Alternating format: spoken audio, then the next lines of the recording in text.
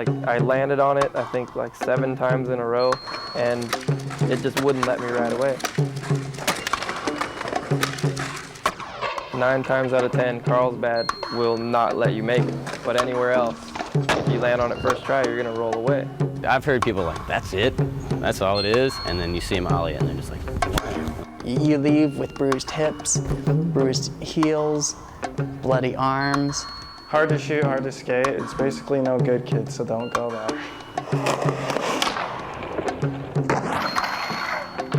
Carlsbad, California, city by the sea, with its endless summers and a myriad of skater-friendly schools, has been a nurturing ground for many of Southern California skateboarders. Every weekend we'd go down there on Amtrak and just skate all around San Diego, all the spots. And that was one of the spots that was just a school in Carlsbad, and there was all kinds of spots at that school too, not just the Gap.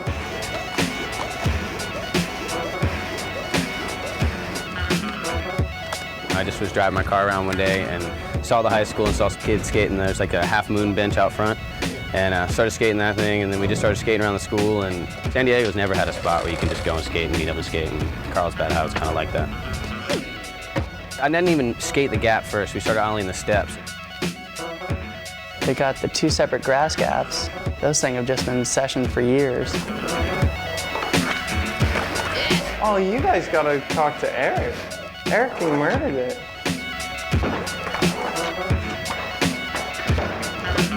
I remember we'd just go there and skate the small gap. As soon as you rolled into the grass, you're falling off anyway. So there's lots of old footage of people just landing stuff, hit mud, and then fly into it, you know? Everyone got all dirty, the board gets, you know, mud all over it. One of the first times I really started skating the Gap was I went there with Deerdick and a few people. It was after like a contest in Oceanside or something. And it's just, you know, ollies went down, and then, you know, I started to try a couple kick flips, and he started to try a couple kick flips. I just willed that thing to the ground and just put it down and just like, you know, like rode for a second and fell, and I was just like, oh, I got it, you know, like. And the very next try, Markovich nailed it. Even though it means nothing at the time in my youthful age, I was just like so heartbroken, like just like, you know, even though he fairly won it, I was so heartbroken on some like that was my cup, that could be my cover, that could be me, even though it was Markovich, you know. That was pretty much the first day, and then it was just on from there, you know. Everybody started dropping tricks. It was a pretty sick gap, you know. Still a sick gap. The many challenges of the Carlsbad Gap have earned the respect of those who've been there.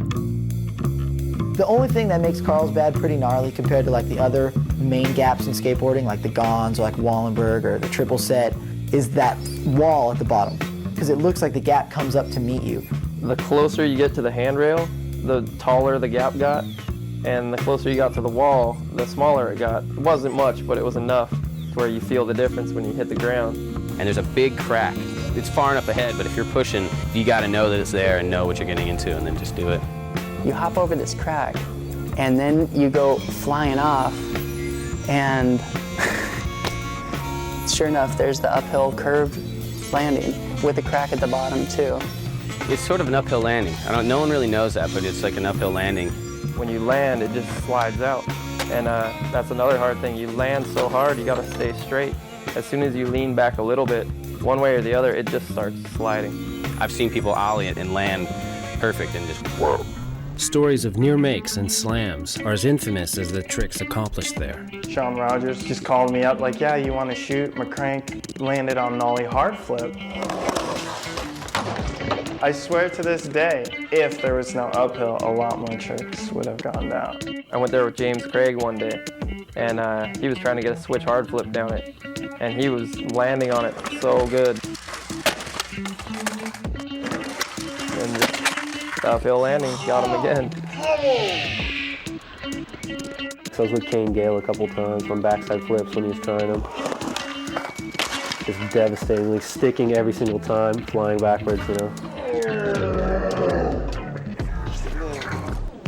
More heads have been hit at the Carlsbad Gap on film than I can think of at any other gap. I've hit my head a few times, I've been knocked out really bad one time. I've seen it happen 5-6 times, people get knocked out there. I did one where like I 360 flipped it, whooshed out and hit my head. And like I'm still sliding as I'm coming up from hitting my head, you know, and it's just, it's really hard to deal with. If you watch the footage of people slamming there, you can hear the bones hitting the ground. Like there's a sound and a crunch, like that's so bad.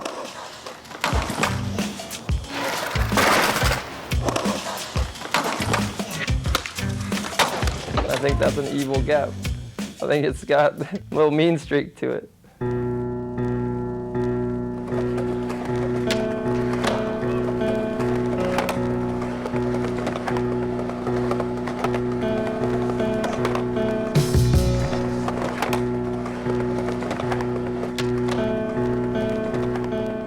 Carlsbad used to be like this real ominous figure, in a sense almost, because it was like no one did anything down it except for the sheer basics.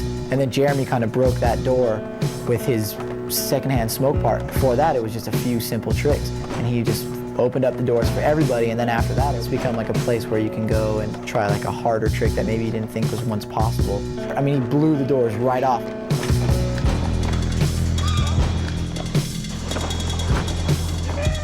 Frontside 360 for the time was really out of control. Just on the strength that it was just like a man's frontside 360. Jeremy Ray's like the only man that's ever 360s things, you know. All of J. Ray's stuff is just so gnarly.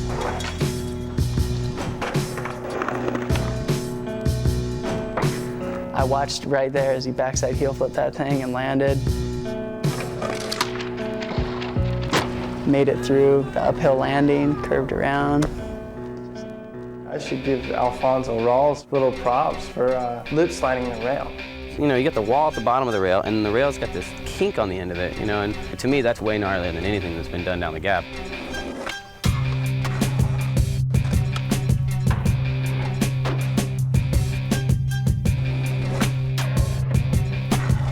Danny's nollie, that was outrageous. When I saw that, I was like, no one did nollies over anything big. Like a nollie was kind of like something just getting explored, and he kind of stepped it up with that nollie over the gap.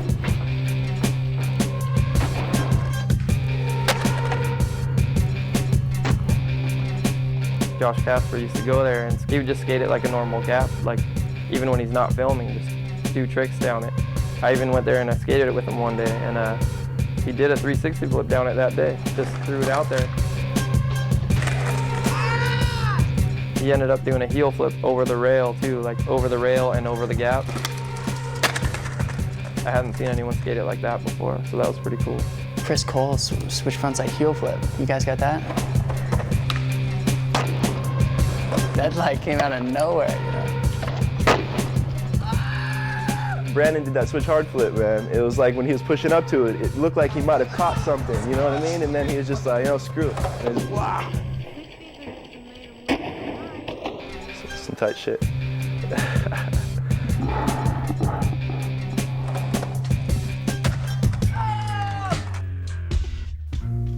One of my favorite tricks that anybody did down it was just seeing Tom Penny's switch frontside flip like that. That was good and perfect. He was one of those guys, when he landed, it didn't even look like it tugged on him. Like, the uphill landing didn't seem to bother him at all. He just landed, squatted, and like got through it fine. At that point, no one had really known what he was capable of, and that was one of the first things that I remember seeing, just being like wow, this guy's really good.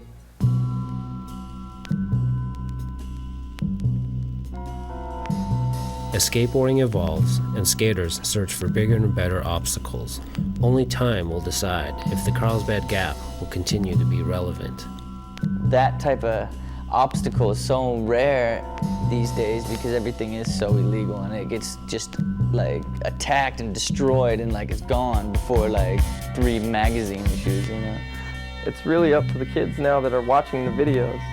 People are really paying close attention to everything that everyone's doing. And it's really up to them if it's as important as it used to be. There's more stuff to be done down that thing. I'd like to go back. It's not over. The session will go on.